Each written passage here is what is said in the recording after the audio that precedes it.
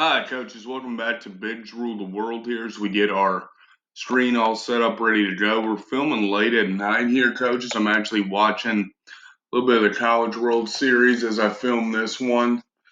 Um, Not to date myself when I film this, but Virginia and Texas are locked up, and it's close to 2 a.m. my time.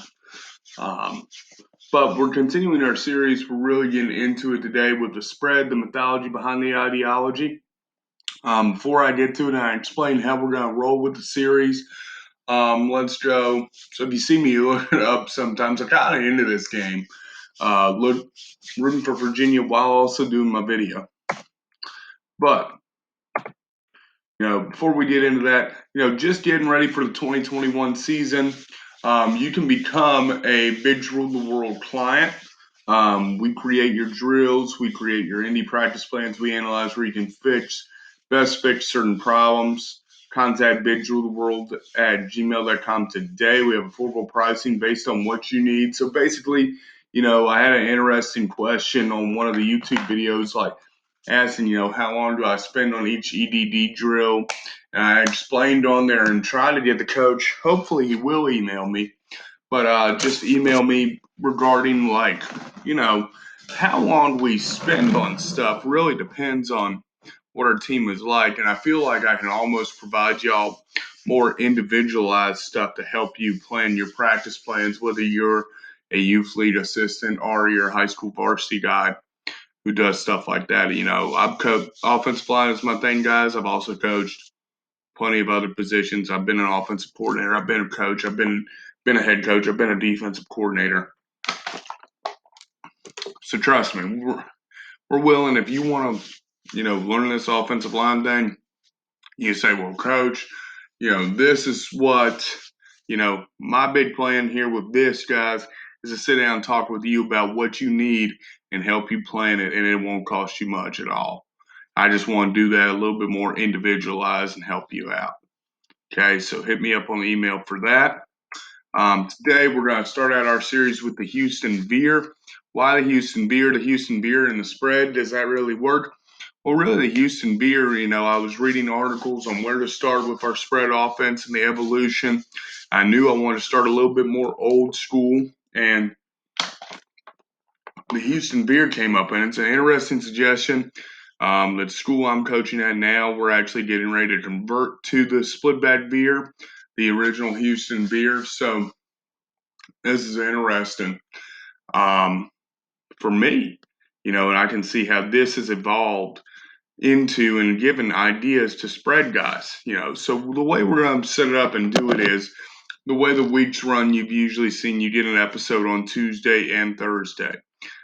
With that being planned, we're going to focus on a particular offense for 2 episodes. One for the history, because I'm a big history guy. I like the history of football. I like the history of offenses. I've done that in my last 2 breakdowns of both the wing tee and the single wing. But then on the second one on the Thursday, we're going to talk more for you steam guys and get down and break a base play from that offense down against multiple fronts. So we're going into the Houston Veer today. Now, what gets it going? What gets the idea going for the Houston Veer? That ought to do it there in that Virginia-Texas game. Big hit there with bases loaded. Slow start, really. Houston, during their 1965 season, they didn't score a point until game number 3. Bill Yeoman, the coach at the time, he played with the split bad Veer spring practice in 1965. He didn't have the balls, really, to put it in until midseason. They're shut out by Tulsa and Mississippi State. They come around in game number 3 and ended up winning. But sitting at 1-4, and they've scored under 13 points in all 4 of their losses. So they have to do something. Desperate times call for desperate measures. He goes to something he played around in the T formation with the split back Veer. Had practice in the spring of 1965. It takes on the plane ride back from Miami for him to go and change quarterbacks and go with, we're going, with the split back Veer. And it starts out a little bit slow against Tennessee. They get slow rolling, but they start to pick up momentum and players start to feel a shift in the offense itself. The final drive, they end up going something like 77 yards in 5 plays and completing 4 passes too. Yes, you can pass out of the Houston Veer. Go figure. So it's starting to click now. The Cougars roll over Chattanooga. They upset Ole Miss 17-3. Big deal because they had barely ever beaten Ole Miss. The shift has happened. The biggest issue Houston had all year was an undermanned offensive line having to compete against bigger teams, especially down in the Southwest. They win a shootout over a ranked Kentucky team, 38-21, and ended up with a tie at the end of the season there to sort of salvage a 1-4 season. What began as a 1-4 season ended up being, I think, 4-5-1 at their season.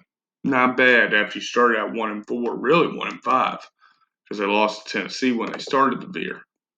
Okay, the big payoff in the 1960s, they end up leading the country in total offense for 3 consecutive years while they averaged more than 400 yards a game. Remember, guys, if you're desensitized to what averaging over 400 yards a game means, this is in the 1960s.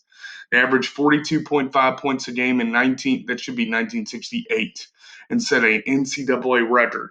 Bill Yeoman, when they moved to the Southwest Conference in the 70s, would win 4 Southwest Conference titles by the time he was forced to retire in 1986. That's some shady stuff there with paying recruits and possible violations and all that nonsense. But that doesn't affect our offense. Why is it spread, though? Well, think about the splits. We're learning this now in the split back veer with the splits with the offensive linemen. We are creating guys on islands. And we're going to talk about that when we sit down and break down the X's and O's of the veer. We're creating conflict players, or players are going to be wrong no matter what they do. And it's high flying. Talk about it. We're scoring 42.5 points a game, guys. What could be more spread ideology than that? Next time, we're going to look at the inside veer play, how to run it, why it's important to spread football. How do we create players in conflict, and how this relates and is adapted in the spread offense today. So that's our look next time, coaches. Remember, email me if you want me to help you out as we plan your practices and plan your indie strips for the 2021 season. Until then, remember, coaches, if you want to win big on the scoreboard, you got to dominate in the trenches. If you want to dominate in the trenches, you got to remember that bigs rule the world. I will see you next time, coaches.